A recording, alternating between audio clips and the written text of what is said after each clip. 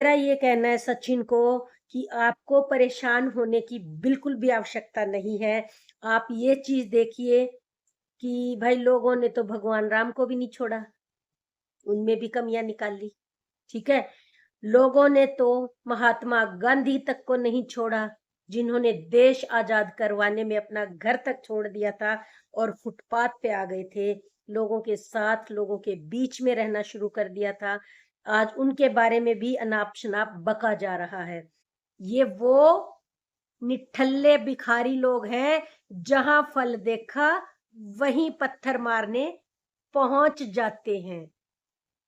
इनको फ्री का आपके साथ जुड़ करके नेम और फेम चाहिए होता है, तो ये इसलिए पत्थर बरसा रहे हैं। राम राम जी सबको। तो भाई मेरे व्यूअर्स के बार बार बोलने पर अब तो मुझे भी लगने लगा है कि मुझे मनीषा और सचिन पे भी अपने रिएक्शन देने चाहिए। उन्होंने बहुत बार बोला है मेरे को, तो ऐसे अच्छा नहीं लगता उनकी चीजों को इग्नोर करना, क्योंकि वही लोग हैं जो हमें स्ट्रेंथ देते हैं, आगे बढ़ने की प्रेरणा देते हैं। तो उनकी बात को रखना भी हमारा फर्ज बनता है। तो भाई मैंने जस्ट अभी अभी सचिन का ब्लॉग देखा, जिसमें सचिन ने खुद बोला कि आज वो ब्लॉग नहीं, कुछ मन की बातें करना चाहते हैं। तो भाई मन की बातों में ये था कि उनका सॉन्ग है मनीषा के कुछ रियल मतलब अंदर से भावनाएं निकल के आए होंगी, या इमोशंस जिसको बोलते हैं, रियल इमोशंस, रियल स्टोरी से कनेक्ट हो गए तो उनकी भावनाएं आ गई होंगी सॉन्ग में।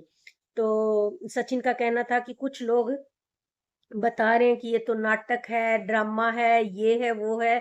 तो भाई इस तरह की कड़वी बातें नहीं करनी चाहिए। तो मेरा ये कहना है सचिन को कि आपको परेशान होने की बिल्कुल भी आवश्यकता नहीं है। आप ये चीज देखिए कि भाई लोगों ने तो भगवान राम को भी नहीं छोड़ा, उनमें भी कमियां निकाल ली, ठीक है? लोगों ने तो महात्मा गांधी तक को नहीं छोड़ा, जिन्होंने देश आजाद करवाने में अपना घर तक छोड़ दिया था और फुटपाथ पे आ गए थे। लोगों के साथ, लोगों के बीच में रहना शुरू कर दिया था। आज उनके बारे में भी अनाप शनाप बका जा रहा है। तो लोगों का तो काम ही बोलना है। जो पब्लिक में आकर के, दुनिया के सामने आकर के कुछ करेंगे, तो नोटिस तो वही होंगे ना। तो जब इतने सारे लोग प्यार करने वाले होंगे, इतने सारे लोग अप्रिशिएट करने वाले होंगे, तो कुछ लोग जलने वाले भी होंगे। और जैसे ही हम सब जो भी सोशल मीडिया पे आते हैं, वो सोच समझ कर के ही आते हैं कि यहाँ प्रसाद तो बंटने वाला नहीं है। कुछ हमारे जलने वाले भी होंगे, कुछ हमें प्यार करने वाले भी होंगे, कुछ अप्रिशिएट करने वाले भी होंगे। तो हर तरह के लोग मिलेंगे। और रही बात क्रिटिसिज्म की, कि लोग बहुत ज्यादा क्रिटिसाइज कर रहे हैं, बार बार टारगेट कर रहे हैं, जबकि वो किसी को नहीं करते। अच्छी बात है, अगर जरूरत पड़े तो आपको भी करना चाहिए। जो ज्यादा घटिया लोग हैं, मैं तो कहूंगी उनको भी अच्छे से दनादन कर देनी चाहिए, इसमें कोई दिक्कत नहीं है। बट आप ये चीज ध्यान में रखिए कि पत्थर किसको पड़ते हैं? हमेशा फलदार वृक्ष को पत्थर वही मारे जाते हैं। सीधे खड़े सफेदे को, या मान लीजिए कोई कांटेदार चीजें हैं, उन पे पत्थर कौन मारेगा? जहाँ पे फल लगे दिखेंगे, आपके साथ कनेक्ट होकर के, आपका नाम लेकर के नेगेटिव पत्थरों की बरसात जो लोग कर रहे हैं, उनको आपकी साइड से फल आते हुए दिखाई दे रहे हैं ना, इसीलिए वो पत्थर बरसा रहे हैं ना। अंदर से तो वो भी जानते हैं कि आप लोगों के साथ जुड़ करके आपके बारे में कुछ नेगेटिव बोलेंगे, तभी तो लोग भाग भाग के आएंगे करेक्ट करने के लिए। तो ये उनकी चाल है। और आप अपने आप को उस जगह पर रख के देखिए।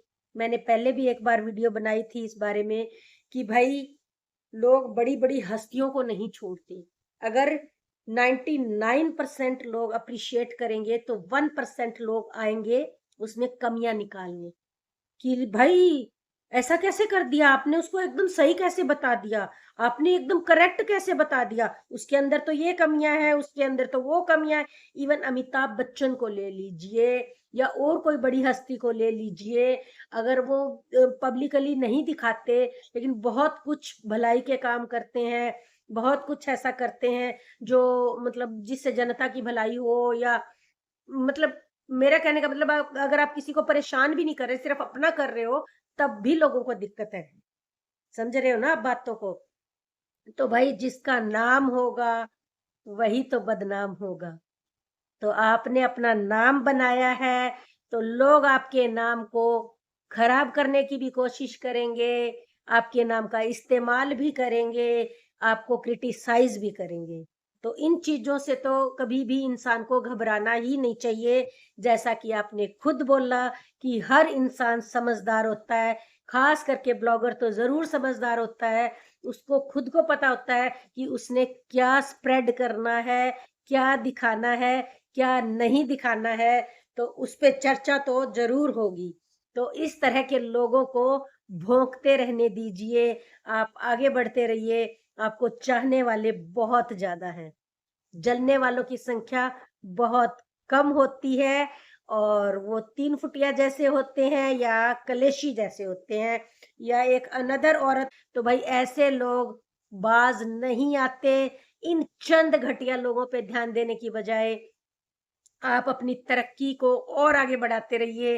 और जो लोग आपको स्ट्रेंथ दे रहे हैं, जो आपको अप्रिशिएट कर रहे हैं, आप सिर्फ और सिर्फ उनको साथ लेकर के, उनका ध्यान करके आगे बढ़ते रहिए। और ये इस तरह की जो फलों पे पत्थर मारने वाले लोग हैं, ये आते रहेंगे जीवन में। इनका काम ही यही है, जहां फल देखा वहीं पत्थर मारने पहुंच जाते हैं। ये वो भिखारी टाइप के लोग हैं, ये वो निठल्ले भिखारी लोग हैं, जहां फल देखा वहीं पत्थर मारने पहुंच जाते हैं। इनको फ्री का आपके साथ जुड़ करके नेम और फेम चाहिए होता है, तो ये इसलिए पत्थर बरसा रहे हैं।